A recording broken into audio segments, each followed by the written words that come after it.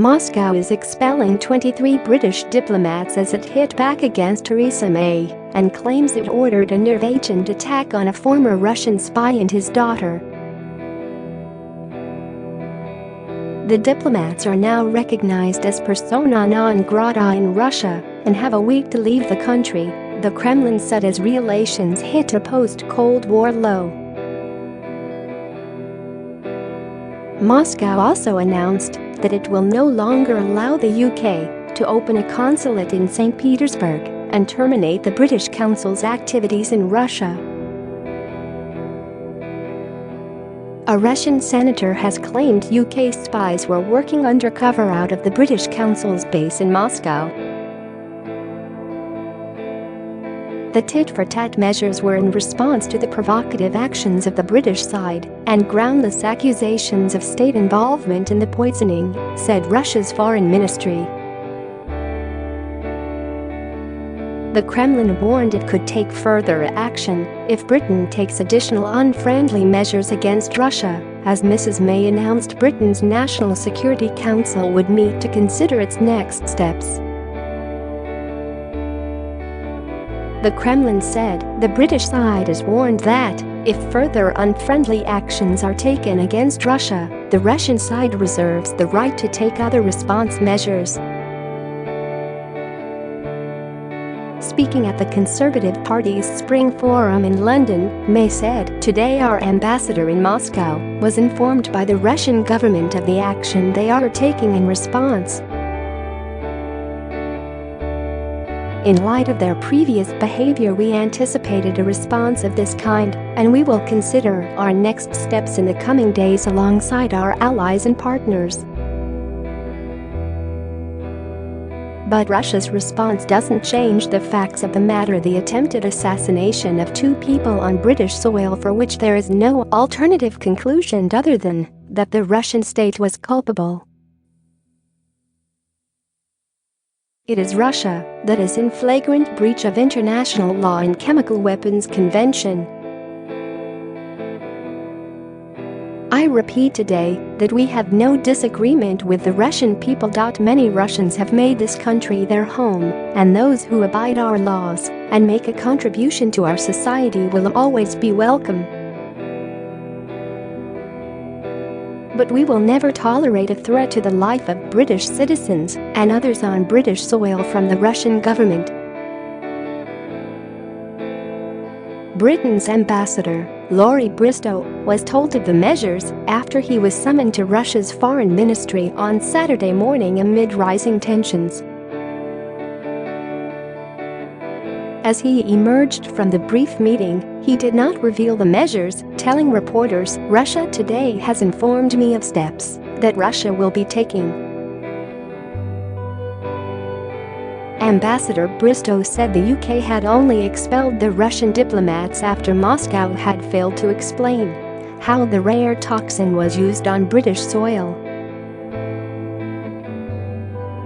Speaking shortly before the measures were announced by Russia's foreign ministry, he added, "We will always do what is necessary to defend ourselves." Russia was expected to retaliate after the Prime Minister's decision to kick out 23 Russian diplomats following the poisoning of former double agent Sergei Skripal, 66, and his daughter Yulia, 33, on British soil. Russian state media had reported that President Vladimir Putin, who is up for re-election on Sunday, would personally choose the measures Moscow takes against the UK. His response came just days after Mrs May said Russia was culpable for the attempted murder of the Skripals using a military-grade Novichok nerve agent, a type developed by the Soviet military. Foreign Secretary Boris Johnson said on Friday it is overwhelmingly likely that Mr. Putin personally ordered the attack. The Kremlin has repeatedly denied that it was involved in the March 4 attack in Salisbury, Wiltshire, which has left the Skripals in a critical condition, and challenged Britain to provide evidence supporting its claims. Wiltshire Police Det Sergeant Nick Bailey, who fell ill after being exposed to the toxin while investigating the incident, is no longer in a critical condition in hospital, said NHS England. The poisoning was the first known offensive use of a nerve agent in Europe since World War II. Mrs. May gave the 23 Russians a week to leave London, claiming they were spies working under diplomatic cover. She announced a range of measures including the suspension of all planned high-level UK-Russia contacts and a government and royal boycott of this summer's World Cup in Russia.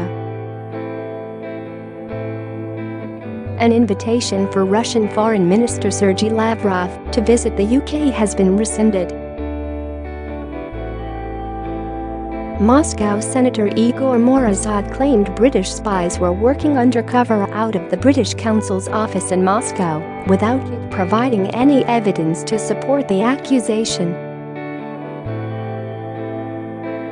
He said the organization's cultural programs in Russia had to end because Britain has never consented to the opening of a Russian science and culture centre in the UK, Gazeta reported. The British Council's presence in Moscow was a contentious issue in Russia.A Morazad said, "The British Council acted in Russia without permission, with our goodwill, which we wanted to develop into a constructive relationship between Russia and Britain.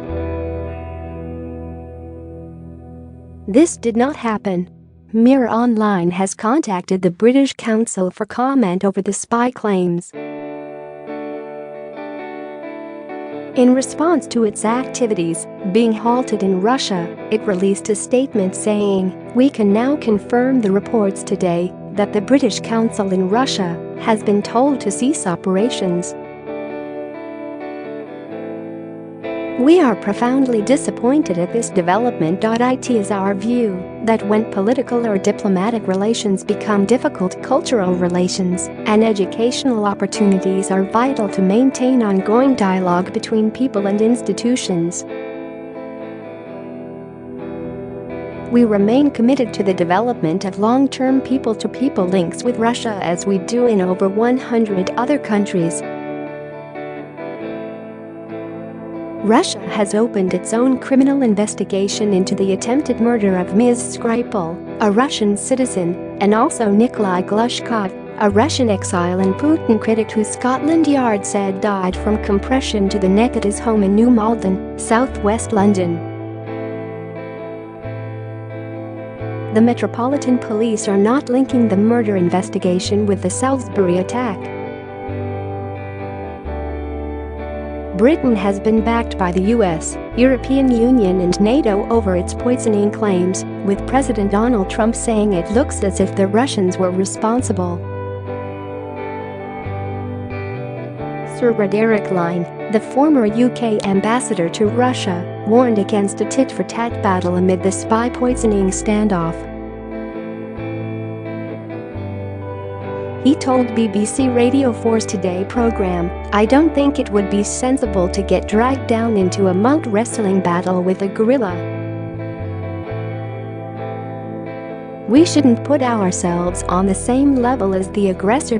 We shouldn't allow Russia to turn this into a bilateral battle and have the Kremlin play it into the narrative of a hostile West, a hostile Britain out to attack Russia." According to its website, the British Council, which promotes culture ties between the two countries, has worked in Moscow since the signature of a UK-USSR cultural agreement in 1959, allowing educational and cultural exchanges.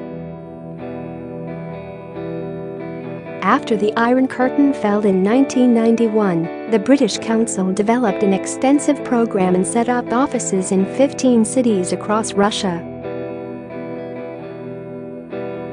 It held a major UK arts festival when the Queen made her historic state visit in 1994. But as political relations deteriorated over the years, the British Council was forced in 2008 to close all of its offices in Russia except the one in Moscow. Since then, the British Council had staged a UK-Russia Year of Culture in 2014, with 340 events in Moscow and 12 other cities, and the UK-Russia Year of Language and Literature in 2016, with events marking the 400th anniversary of Shakespeare's death. The UK-Russia Year of Science and Education was held in 2017, and 2019 was due to be the UK-Russia Year of Music. In December last year, the British Council wrote online, "This year marks the centenary of the Russian Revolution." During the 100 years since that momentous event, the UK's relations with Russia have been complicated and often tense. Yet whatever the political climate, culture has always provided a vital point of contact, with the UK viewed by Russians as one of the most attractive countries as a source of arts and culture. The Skripals appear to have visited his wife and son's graves just hours before they were found poisoned on a park bench. Counter-terror police probing the Novichok nerve agent attack released a new timeline which suggests the pair went to the London Road Cemetery in Salisbury on the morning of March 4. The graves of Mr. Skripal's wife Lyudmila, 60, and son Alexander, 43, were cordoned off by police and analyzed by specialists in full-body protective suits in the days following the attempted murder. It was previously thought the poisoned pair had visited the cemetery at some point between Ms. Skripal's arrival on a flight from Moscow on March 3 and the moment they were found on the afternoon of March 4. Investigators have also revealed a new photo of Mr. Skripal's burgundy BMW 320D saloon as part of a renewed appeal as they try to trace the victim's movements.